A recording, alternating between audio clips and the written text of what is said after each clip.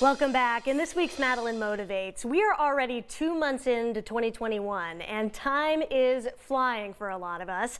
It's a new month and you may be looking to get organized. As your schedule starts to fill back up again, slowly but surely, one thing that could help you organize your time is using a planner. And that's why we have Danette Layne, founder of Her For a Reason and creator of the Personal and Company Compass, on the phone with us right now to share some insight on choosing the right planner for you. Good morning, Danette.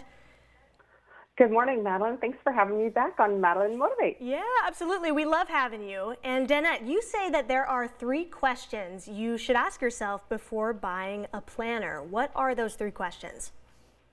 Yes, there are probably more, but these are the top 3 that I use with my clients. The first question is to ask why. Why do I think I need a planner? Because a planner is a structure, and structures give you freedom to live with intention if you know why you are using it. So you got to ask yourself, why? What am I trying to accomplish with this? Why am I using it? The second is the what question.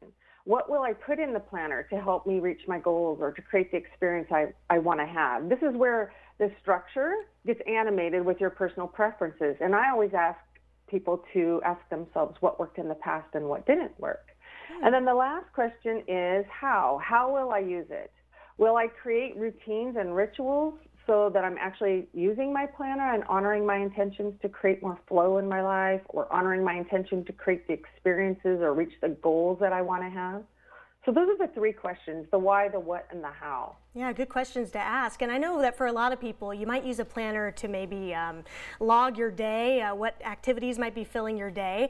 And with many of us nowadays, we have access to a calendar 24/7, Danette, on our phone. So my question for you is, why might we consider getting a written planner as opposed to a digital one? That's a really good question, and one that I walk through in detail with clients, because you're right, we have digital access, and so for most people it's a combination, and that's really important to ask those questions, because some people just need logging and tracking, and an old spiral notebook will do.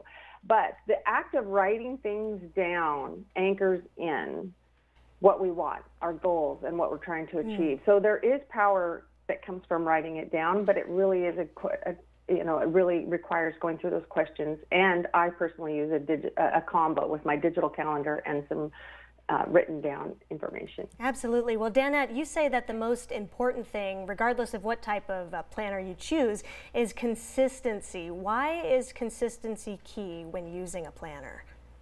Well, the key to consistency is it tells you whether you're just interested in having a pretty planner or if you're committed to the reason why. So if you have a commitment to, will I use my planner consistently, then you're going to have the experience that you want. And I think of my favorite quote by Annie Dillard is, how we spend our days is, of course, how we spend our lives.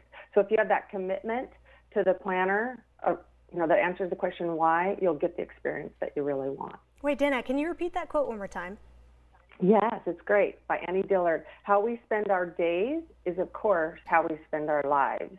How we spend our days is, of course, how we spend our lives. That's beautiful. Well, thank you, Danette, for sharing your advice with us this morning. You're welcome. Pleasure to be here. Absolutely. Let's get this month off to an organized start. It is 6:17. You're watching Wake Up Northwest. And hey, when we come back, we will have your full weather forecast.